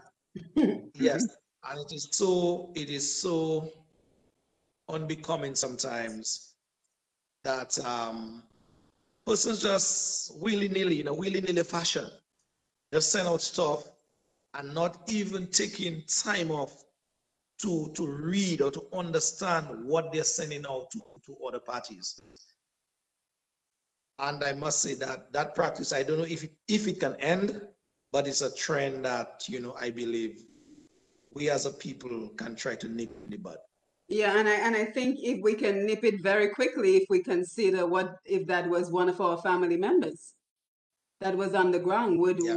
how would we feel to know that people are there, like Lisa said, people are there filming this person rather than seeking help for this particular individual. So I want to thank you for sharing that. Let me just take a quick comment from Naren Murphy, who's on the live. He says, before, if Matt is absent, you would feel the void. However, Lofty has grown in his career. As such, I wish him the best. Please continue to embrace constructive criticism. Thank you for that, Naren. So, Felix, do you see any other issues with those WhatsApp messages that, there's filter, there's no vetting of the information, and it spreads like wildfire many times with conspiracy theories and fake news? Yeah, for sure. I mean, it's very dangerous. But human beings, and I think especially in recent times, have an appetite, and I'll put it in a local Dominican colloquial way of saying we have an appetite for wanting to be into things. People want to be in things. So something happens, and you want to impress the next person. So what's one of the easiest way and the fastest way of impressing somebody than by sending something and telling them that that is fresh, that is new, that like almost it's exclusive to you. You're the only person who has it, right? So it's that level of appetite that everybody has that is driving and fueling that level of curiosity, and obviously makes it very, very, very dangerous.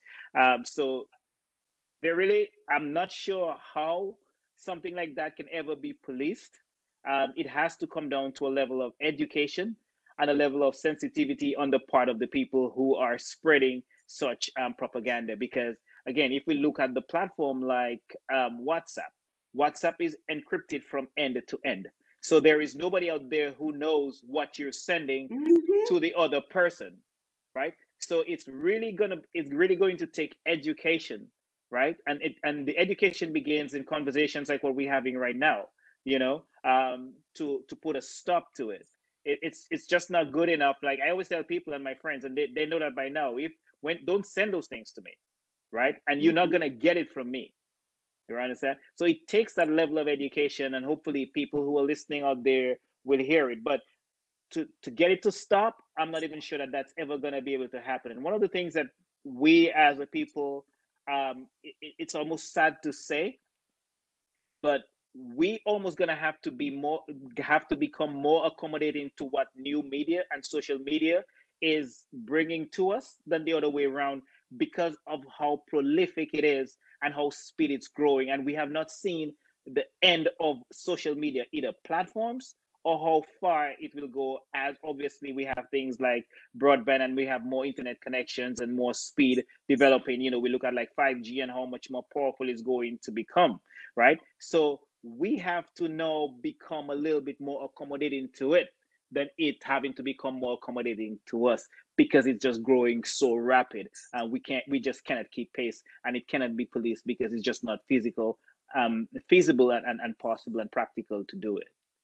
Yeah, thank you for that. And I think it goes back to what we talked about before, that we have to get to the point where we're always asking ourselves, have I verified through other sources that this information is true and accurate? Right. Or if I share this information, am I simply perpetuating someone's agenda? And by the way, that someone may not be someone who shares any concern for the people who look like us. They're simply using us to get to others to grow their audiences. So we have to be mindful. Is this somebody's agenda that we're sharing, somebody's political agenda that they're putting forth, that they're trying to spread, somebody's propaganda that they're putting forth, that they're trying to spread? And I think I get a point as well. Yeah, sorry. And I wanted to make the point as well that sometimes I think our peers can also help to do the policing that needs to be done. And I'll give you an example. 2 days ago, I got the latest bulletin from the GIS about the number of COVID deaths, right? And not deaths, the COVID cases in Dominica. And the top of the release had the wrong date, so the information seemed sketchy.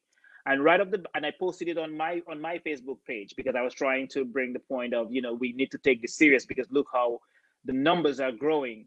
And right away, I had a couple people call me immediately and say, "Hey, Felix, you should either take it down or correct make a correction, because the thing that you put on there, the card, is wrong," right? And again, she wouldn't mind me saying that. Durand, one of my dearest friends, was one of these persons who told me, "Hey, take a look at it." And so that's what it's going to take. People who are willing to say, "Hey, Lofty, that stuff that you just put out, that you just send there, may not be accurate." You may either want to send a supporting text that says, "Hey, I have not verified this. I'm not something," some level of accountability. So it's going to be left to us, and holding each other accountable for some of the things that we do, because, like I said, government will not be able to do it. It's almost out of their hands. And again, we don't live in those countries where there is a muzzle or limit on that kind of stuff. So when we live in a free democracy and stuff like that, it comes at a certain price. And unfortunately, that's one of the prices that we have to pay. And so we ourselves have to develop our own level of mechanisms where we can deal with stuff like that. And that's one of the things that we may have to come to.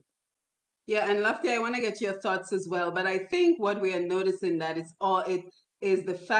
boils down to trust. So we had Nurse Mignon Rose Shillingford on your program recently, Lofty, as well as several other programs. And one of the things that struck me in terms of what she said is that people are more likely to share information from other people than from the Ministry of Health, because people feel that they're not being told the truth, that authorities are hiding information, lack of trust in the authorities and the information they provide for the media to disseminate. So what are your thoughts on that, Lofty? Because I thought that was a very powerful statement that she made. To answer your question, I was talking to a friend, I think yesterday or day before yesterday, and I was telling her basically that, take for example this COVID pandemic that we're facing, not just in Dominica, but across the world. What I find is that the persons in the medical field that should know better, that ought to know better, sometimes I find they're very, for want of a better term, laissez-faire, lazy, to come forth with the information that is factual about, for example, the COVID. On the other hand, you have the naysayers, the anti-vaxxers, the conspiracy theorists, the persons who propel things that are most of the times not verified. These are the people that are upfront with the information. And so obviously, if they are the ones being heard, if their message are the messages that are being heard, then the general population, especially the individual who's really looking for answers, they will tend to gravitate to what is permeating in the air, as it were. Mm-hmm. And so I told that friend that, hey, if more people who have that information from a factual standpoint would speak up more, would use social media more, would just saturate the air more, then maybe we would have a different scenario facing not just us in Dominica now, but the whole, global architecture, as it were. And I'm zeroing now on the COVID-19 situation. So, and that tend to lend itself to other aspects as well, in that there was a Calypsonian guy, I think he passed now. He said he had a song. It wasn't a popular song, but when you listen to the words, it made a lot of sense. He said the people who know, they don't speak. And the people who don't know, It's they who speak. So at the end of the day, that is the reality that is playing out before us on whatever it is. And some persons, the way they speak, if you are not grounded with the facts of the matter, sometimes you're grounded, yes. The way these people come across, they come across as being so convincing that they tend to kind of have you, swaying left, right, and not knowing the action to take. So I'm just saying, social media, whatever platform it is, the radio, whatever platform it is, whatever media outlet that we can get to the right information, I think the right people need to stand up, man up, own up, and do justice to whatever the cause is at the time. And it is just sad that you have the unchecked or not factual information having so much dominance on the market, as it were, and thereby we are in that predicament where we are today. And I'm not saying persons don't have the right to speak their mind, but I'm saying if you're speaking your mind, meaning your belief, you need to be honest, you need to be upfront and say, that is what I believe. My so opinion. If somebody wants to go with your belief, that is up to them. Let them make that choice. But to come and toss it out as if, well, that is the gospel truth, it is not doing justice to where we are today. Yeah, and Felix, I want to come yeah. to you, but let me make a quick comment because Uh-huh. I am 100% in agreement with Lofty on that, because it seems like, and it's all over social media, the loudest people are the ones who get the attention that the focus gets directed to, for vulgarity, for big personalities, whatever the case may be. People are drawn to it. And I think what we're noticing now is that we, as the consumers, have to take responsibility, because we're always looking for that entertainment factor. We have shorter attention spans, and now that we're seeing it going down to our kids, because I went to a teacher conference the other day, and the teacher was telling me it seems like a lot of the kids now can no longer sit and just listen, right? Because now they're consumed by iPads, by entertainment. So it always seems like there needs to be an entertainment factor. So we as well have to take responsibility in terms of the information that we consume, and not needing that entertainment factor, not needing that loud voice to entertain us, but being willing to listen to the folks that have the truth, but are not as forceful with the information. So we're winding down the program. Felix, I want to come over to you to take your comments, but I just had one other question that I wanted to get in before we end today. And with the rising number of COVID-19 cases, I was just curious as to, how best would you investigate and report on the exponential growth of the virus, and how to handle the anti-vaxxers, right? So you as a professional, how would you address this concern? So how best to report on the exponential growth, and how to handle the anti-vaxxers? Felix, you can go first. Yeah, just piggyback, just before I answer the question as well. There's a term that that is used to describe these people on the internet, and some of us are that persons as well. They're called influencers. And I am an influencer. You have a certain number of followers. Lofty is an influencer. You're an influencer.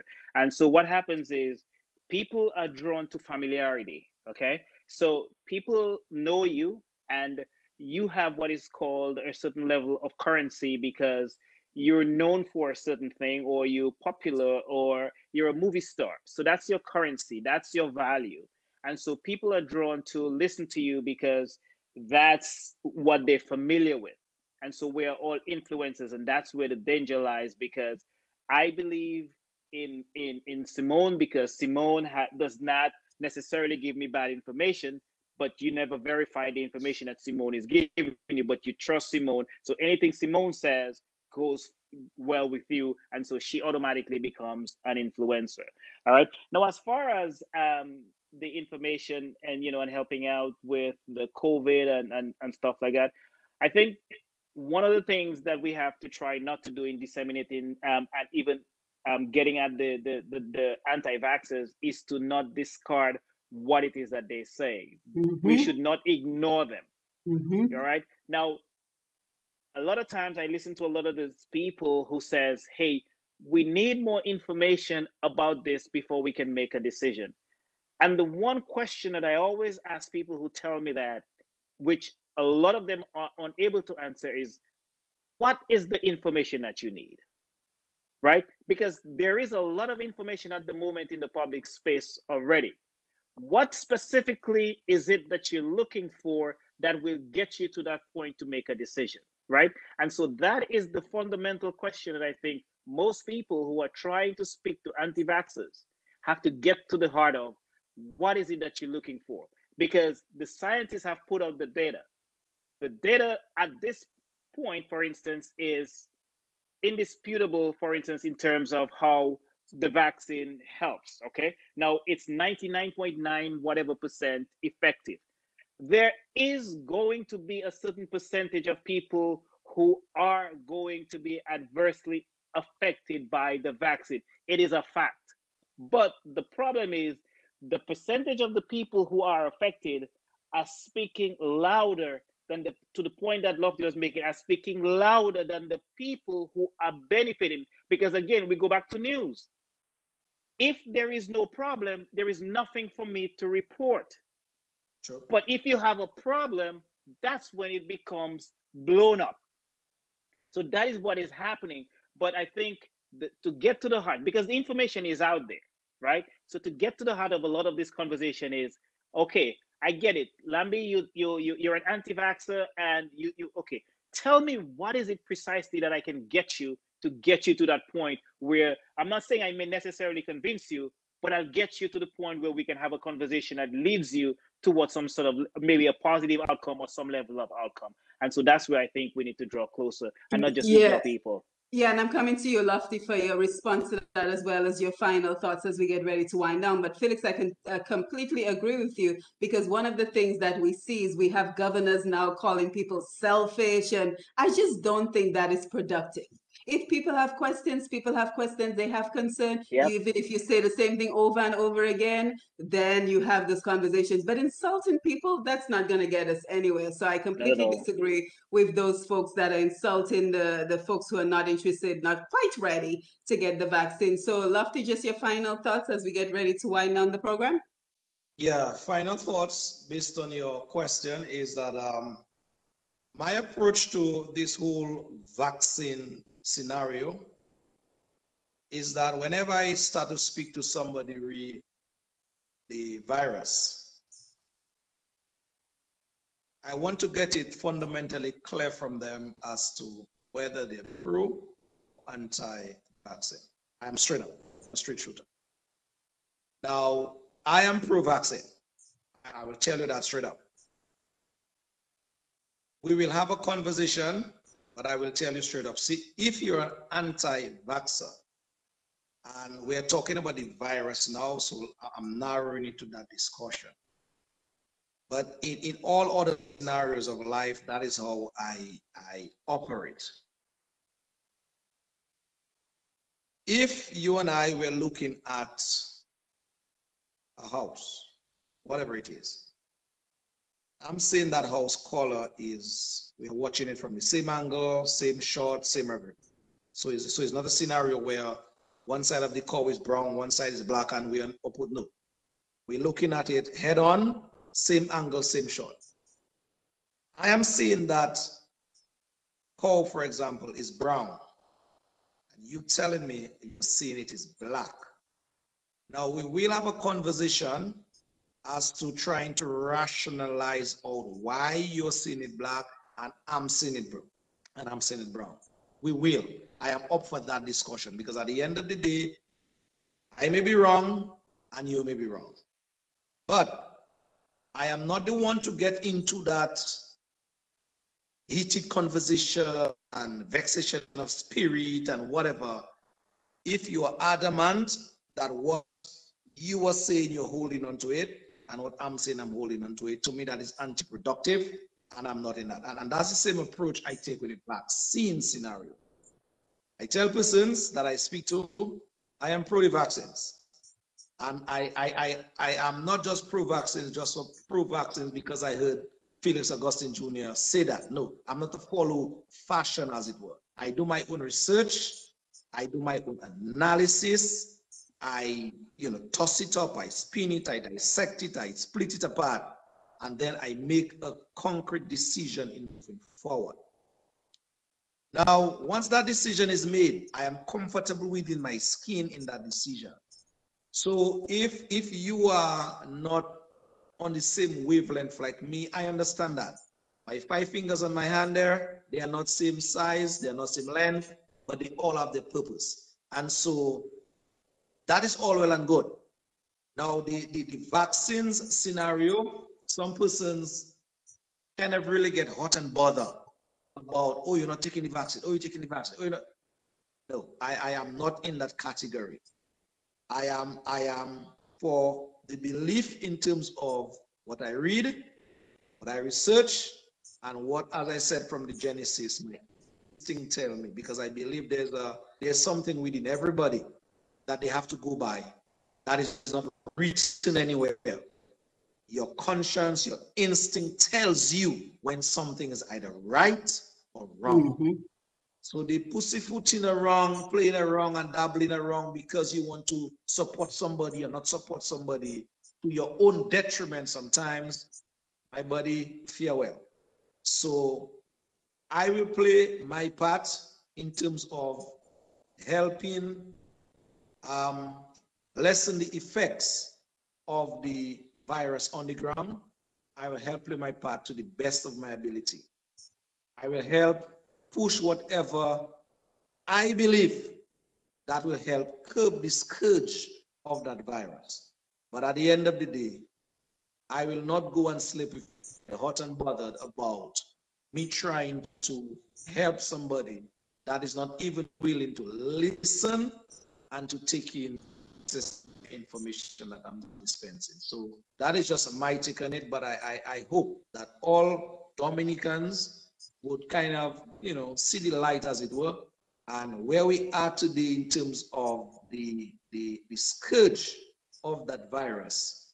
I hope we can do something as a collective to help reduce the scourge, and that is what I want to be part of and focused on. Yeah, so thank you for that, Lofty. Thank you, Felix, for being here. Lambi on the console showing. I want to thank you for your contribution to the program as well. I just want to take two quick comments, and then we will close down for the evening. David Joseph, there will continue to be vaccine hesitancy on the part of some individuals because we continue to hear that the vaccines are authorized for emergency use, but not approved by the FDA, which makes it an experiment, which in some cases has led to the death of some individuals. My argument is that penicillin has been around since 1928. It is an approved treatment which saves life 99% of the times. However, in rare cases, it has taken the life of the very individual whose life it was supposed to save. So thank you, David, for that. Alvin Thomas, Simone, can your guest speak to the correlation of the free press in the democracy and the role of the journalist? Alvin, I'm so sorry we're out of time. We didn't get to your question. Oh, Bruno, good evening. D.A. Shapsman, nice to have you on. Indigenous Bushman, nice to see you. Peter Carbon. So I want to thank everyone who joined us via Facebook Live for being here on the program, and as well everyone who listened to us via Q95. So we're back at it in the next 2 weeks. We will continue as the world continues to evolve and change rapidly. We'll continue to explore the innovations and the impact that they're having on our lives. Our Dominican experts at home and abroad will continue to join us as we look to reap economic benefits, financial independence, and how we can provide inspiration, especially for our young people who are looking for opportunities. So we'll continue to tap into our experts. And I want to thank the two experts that joined us today, Felix Augustine Jr. and Loftus Durand. Again, a good night goes off to Tim Durand. We hope that you're feeling better and that you will be able to join us on a future program. So again, thank you for being there, Mr. G, and the Q95 family. Thank you for giving us the opportunity to be here as well. And Lofty, I think you had a final thought? Yeah, there was just one thought I just want to touch on briefly. There was a gentleman, I believe, that called and said that words to the effect that persons in Dominica think of journalism through one prism. And yes, I want to agree that, man, that, you know, there's the notion in Dominica, but the field of journalism goes far wide and deep, and one can branch out in any, you know, whatever avenue when it relates to the field of journalism. So I just thought I'll touch on that in terms of agreeing with that gentleman's comment. Yes, thank you for that. Yeah, Felix, I just 30 seconds. Yeah, 30 seconds. Yeah, I just wanted to obviously just, you know, wish everybody in Dominica well, and just, you know, to stay healthy and to stay safe and to adhere to the protocols. And let's basically get this thing under control, and hopefully that happens. Yes, we need to. We certainly need to do that. So again, I want to thank you. And don't forget, you can follow Push Past 10 on Facebook, as well as YSQFM on Facebook. And for more information about me, Simone Mathieu, you can always visit my website, pushpast10.com. So that is PUSHPAST, the number 10, as we continue to promote and support Dominicans at home and abroad, as well as celebrating who we are as Dominicans and Caribbean people. So again, thank you for being here. Thank you, Lambi. Thank you, Showen. And you have yourself a wonderful evening until next time. Felix and Lofty, thank you so much. So long, everybody. Ciao. Take care.